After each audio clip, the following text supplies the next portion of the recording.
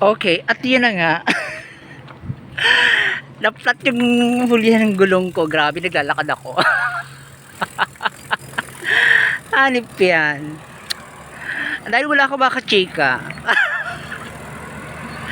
Nagharap po tayo ng ng vulcanizing shop. Ay!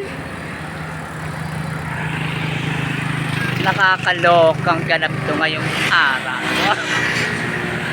Yan tinutulak ko. Hanip yan.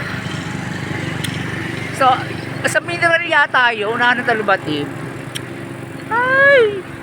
Pumunta pa naman ang auntie sa Paruyan Festival, Talisay,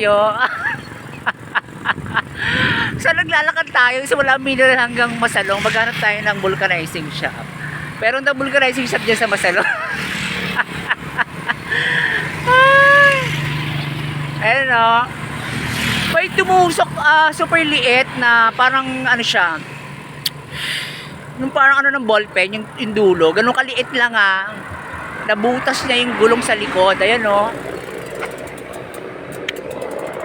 Kaya pala parang ang bigat ipadjak nung bike ko. Tapos pagdiyo ko sa likod, kumukupo siya. Tapos yung hinanap ko yung problema, may nakatusok. Tinapon po na nakakalit. So, malapit na tayo sa tulay ng Masalong. Ayan, alay lakad na nangyari. Mabuti tanghali, hindi gabi. Kung kailan maganda yung kalsada, may mga patusok-tusok sa kalsada, nakakahagas, Ay, pag minalas ka nga naman. Kakainis,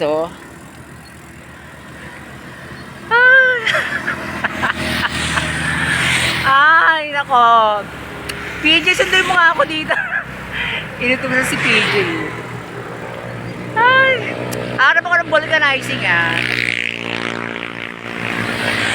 Pati lakad, inaano ko na ngayon, iniisayo ko na ngayon, Ay, ganun lang ganap for today ng auntie mo. Naglalakad po tayo, nagharap tayo ng vulcanizing shop.